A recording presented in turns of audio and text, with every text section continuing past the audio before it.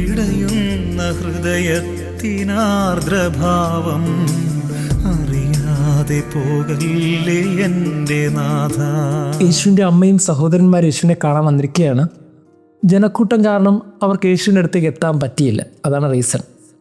അപ്പോഴതിൽ ആരോ ഒരാൾ ചെന്ന് യേശുവിനോട് പറഞ്ഞു, നിൻ്റെ അമ്മയും സഹോദരന്മാരും നിന്നെ കാണാൻ വന്നിട്ടുണ്ട്. ആരായിരിക്കും അയാൾ? അതാണ് ഇന്നത്തെ ഗോസ്പലിൽ നമ്മൾ ധ്യാനിക്കുന്നത്. വലിയൊരു ജനക്കൂട്ടം, അമ്മയ്ക്ക് പോലും അവൻ്റെ അടുത്ത് എത്താൻ പറ്റിയില്ല എന്നൊക്കെ വചനം എഴുതുന്നിടത്ത് ഒരാൾ മാത്രം ആ ജനക്കൂട്ടത്തിനിടയിൽ നിന്നും ക്രിസ്തുവിൻ്റെ അടുത്തെത്താൻ കഴിയുന്ന വിധത്തിൽ ഒരു സ്പേസ് അയാൾക്കുണ്ടായിരുന്നു. ഏതൊരു ജനക്കൂട്ടം അവൻ്റെ മുമ്പിൽ വഴിമാറുന്നുണ്ടായിരുന്നു. അങ്ങനെ ഒരാൾ ക്രിസ്തുവിൻ്റെ കൂടെ ഉണ്ടായിരുന്നു. ആരാണ് അയാൾ? അങ്ങനെ വലിയൊരു ജനക്കൂട്ടത്തിനും ക്രിസ്തുവിനും ഇടയിൽ കൃത്യമായിട്ട് വഴിയൊരുക്കാനും ഇടപെടാനും ചെവിയിൽ ചെന്ന് കാര്യം പറയാനും കഴിയുന്ന വിധത്തിൽ ഒരാൾ എല്ലാ കാലത്തും ഉണ്ടായിരുന്നു എന്ന് സഭ വിശ്വസിക്കുന്നതാണ് വിശുദ്ധരുടെ മാധ്യസ്ഥം. ഇന്ന് ആഗോള സഭ വിശുദ്ധ പാതിരപ്പയുടെ തിരുനാൾ ആഘോഷിക്കുകയാണ്. ഈ ആധുനിക കാലം കണ്ട ഏറ്റവും ശ്രേഷ്ഠനായ ഒരു പുരോഹിതനാണ് പാതിരപ്പിയോ. കുർബാന ചൊല്ലിക്കൊണ്ടിരിക്കുമ്പോഴൊക്കെ ഈ പഞ്ചക്ഷരമൊക്കെ വരിക എന്നൊക്കെ പറയുമ്പോൾ ഇതുമാത്രം വിശുദ്ധിയോടെ ആ മനുഷ്യൻ ജീവിച്ചിട്ടുണ്ടാകും. ക്രിസ്തുവിൻ്റെ അതേ സഹനത്തിലൂടെ ഓരോ ബലിയർപ്പണത്തിലും കടന്നു പോയി എന്ന് പറയുമ്പോൾ നമ്മുടെ കണ്ണ് നിറഞ്ഞിട്ടല്ലേ ആ സംഭവങ്ങളൊക്കെ നമ്മൾ കേൾക്കുകയും വായിക്കുകയും ചെയ്തത്. അങ്ങനെയാണെങ്കിൽ വലിയൊരു ജനക്കൂട്ടമാകുന്ന ഈ വിശ്വാസികൾക്കിടയിൽ നിന്ന് ക്രിസ്തുവിൻ്റെ അടുത്തേക്ക് ധൈര്യപൂർവ്വം കയറി ചെല്ലാനും ചെവിയിൽ ചെന്ന് കാര്യം പറയാനും ഒരാൾക്ക് ആക്സസ് ഉണ്ടായിരുന്നു. അങ്ങനെ ഒരാളാണ് വിശുദ്ധ പാതിരപ്പിയോ. ഭൂമിയിലായിരിക്കുമ്പോൾ തന്നെ ആ മഹാപുരോഹിതൻ്റെ ചിന്തയും വാക്കുകളൊക്കെ സ്വർഗത്തിനിണങ്ങിയതായിരുന്നു. അതുകൊണ്ട് ഈ ഭൂമിയിലെ മനുഷ്യരുടെ സങ്കടങ്ങളും വേദനകളൊക്കെ ക്രിസ്തുവിൻ്റെ ചെവിയിൽ ചെന്ന് പറയാൻ കഴിയുന്ന വിധത്തിൽ അദ്ദേഹം ഉയർന്നിട്ടുണ്ടായിരുന്നു. അതുകൊണ്ട് അദ്ദേഹം ഈ ഭൂമിയുടേതല്ല, സ്വർഗത്തിൻ്റേതാണ്. അങ്ങനെയാണെങ്കിൽ നമ്മൾ ഓരോരുത്തരും ചിന്തിക്കേണ്ടത്, ഇങ്ങനെ ചില വിശുദ്ധർ കത്തോലിക്ക സഭയ്ക്ക് അഭിമാനമായിട്ടുണ്ട്. അവരുടെ ജീവിതമാണ് നമുക്കൊക്കെ മാതൃക.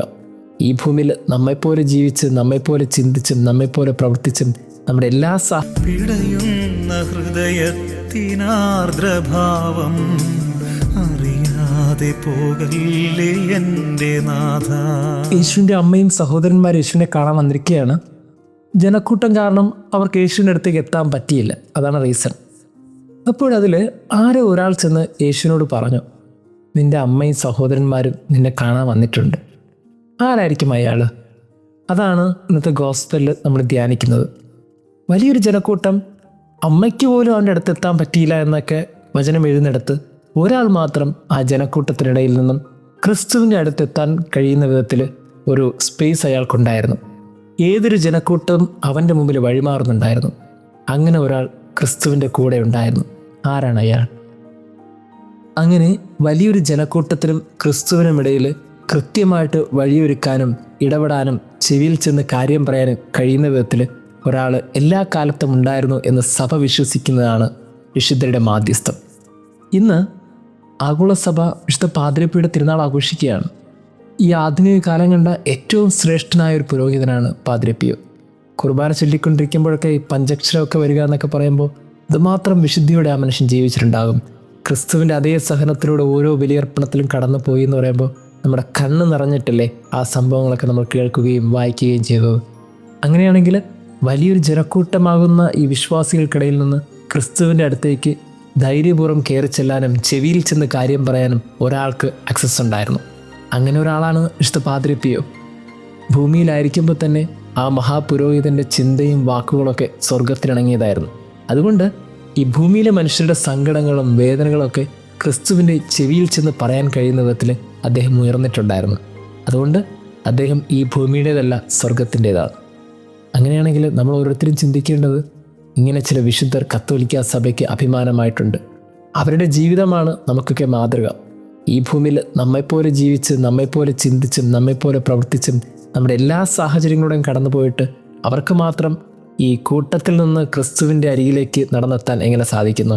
അത് ഈ ഭൂമിയിൽ വെച്ച് അവർ ജീവിച്ചു തീർത്തതിൻ്റെ വിശുദ്ധിയുടെ കണക്കാണ്, നന്മയുടെ കണക്കാണ്, ദൈവസ്നേഹത്തിൻ്റെ കണക്കാണ്. ഇങ്ങനൊരു കണക്ക് പുസ്തകവും നമ്മളും സൂക്ഷിക്കണം. വലിയൊരു ജനക്കൂട്ടത്തിനിടയിൽ പലർക്കും പല ആവശ്യങ്ങളാണ്. അതിൽ അവൻ്റെ ചെവിയിൽ ചെന്ന് രഹസ്യങ്ങൾ പറയാൻ കഴിയുന്ന വിധത്തിൽ നമുക്കൊരു ആക്സസ് ഉണ്ടെങ്കിൽ അതിനേക്കാളും വലിയ സൗഭാഗ്യം എന്താണ്?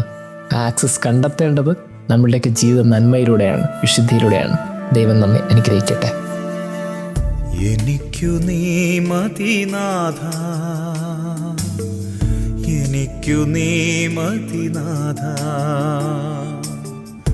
എനിക്കു നീ മതി നാഥ, എനിക്കു നീ മതി നാഥ.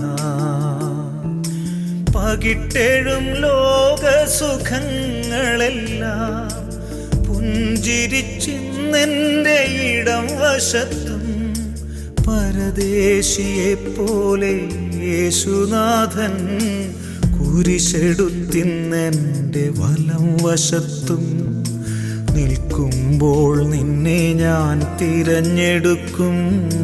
കുരിശാൽ എന്നുടെ മുഖം മറയ്ക്കും. നിൽക്കുമ്പോൾ നിന്നെ ഞാൻ തിരഞ്ഞെടുക്കും. കുരിശാൽ എന്നുടെ മുഖം മറയ്ക്കും. എനിക്കു നീ മതി നാഥ,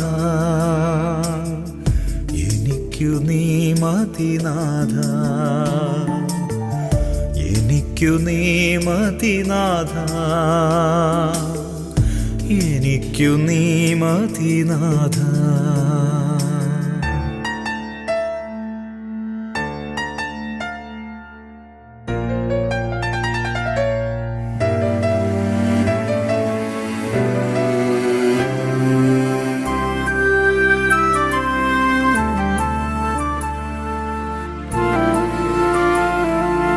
രക്തം ചിന്തുന്ന വേദനയാൽ സത്യം ഞാനേറ്റു ചൊല്ലിടുന്നു.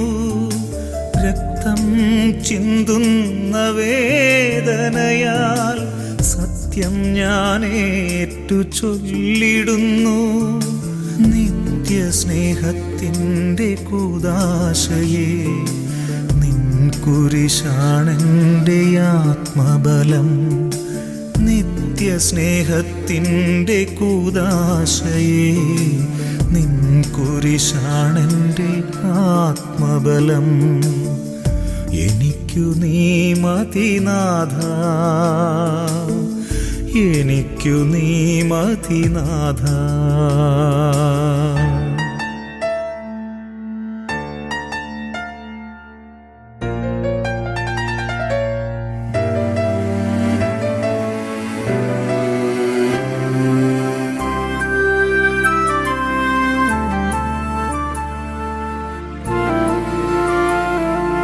മൃദുല സ്നേഹം തേടും മോഹങ്ങളെ അകലെ മാറ്റി ഏകനായി വരുന്നു.